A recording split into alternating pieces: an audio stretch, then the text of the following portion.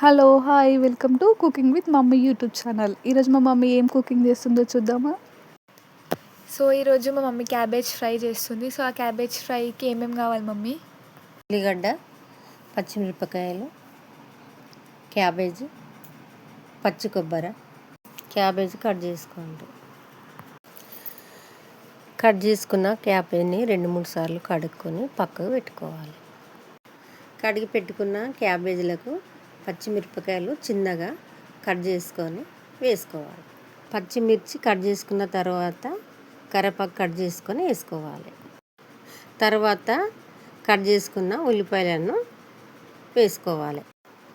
ఉప్పు వేసుకోవాలి. ఉప్పు వేసుకున్న తర్వాత పసుపు తర్వాత అల్లం ఎల్లిగడ్డ, తర్వాత అల్లం, పచ్చి అల్లం, తర్వాత పచ్చి కొబ్బరి అన్నీ మిక్సీ చేసుకొని కలుపుకోవాలి.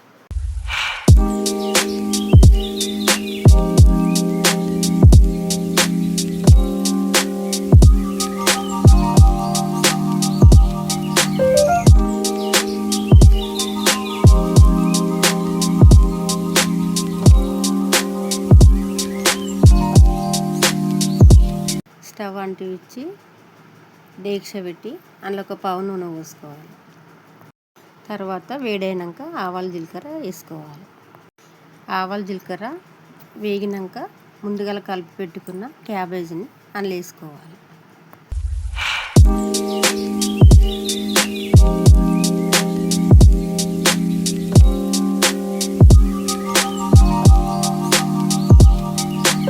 క్యాబేజీని బాగా కలుపుకోవాలి.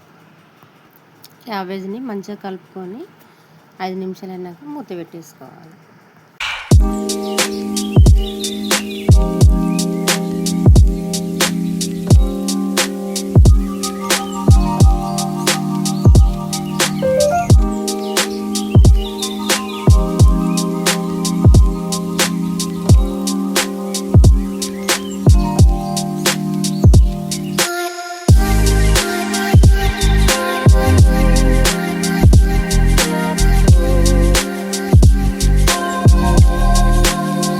క్యాబేజీ కర్రీలకు చపాతీలు అయితే మంచిగా ఉంటాయని చేసుకున్నాం.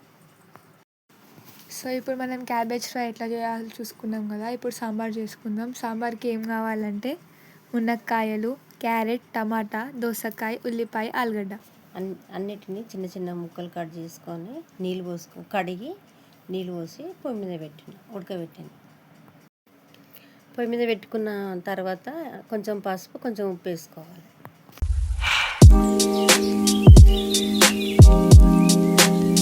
మూత పెట్టుకొని 5 నిమిషాలు ఉడకబెట్టుకోవాలి. తర్వాత కొన్ని పచ్చిమిరపకాయలు తీసుకొని చిన్నగా కట్ చేసుకొని వేసుకోవాలి. ఆ ముక్కలు ఉడికేలోపు కొంచెం 1 గ్లాస్ పప్పు తీసుకొని నీళ్ళతోనే 2-3 సార్లు కడుక్కున్న పప్పును 4 విజిల్ వచ్చే వరకు కుక్కర్లో పెట్టుకోవాలి. ఆ ఉడకబెట్టుకున్న ముక్కలు ఈ పప్పులో వేసుకొని అలా కొన్ని ఉల్లిగడ్డలు వేసుకొని కొంచెం 2 చింతపండు రిక్కలు వేసుకొని టమాటాలు వేసుకొని కలుపుకోవాలి.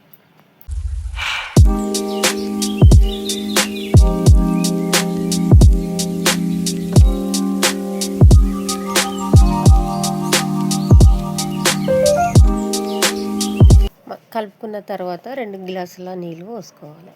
2 చెంబుల నీళ్ళు పోసుకొని మంచిగా మసిలినాక తీసి బగారించుకోవాలి.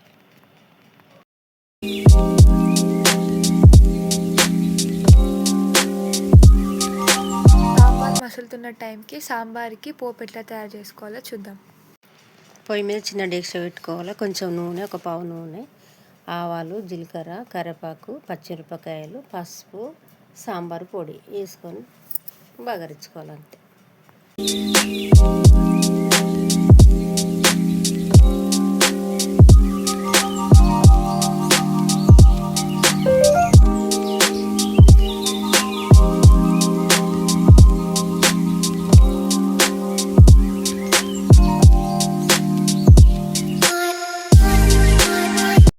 సాంబారు మసిలింది కదా, ఈ పోపు అందులోకి వేసేయాలి.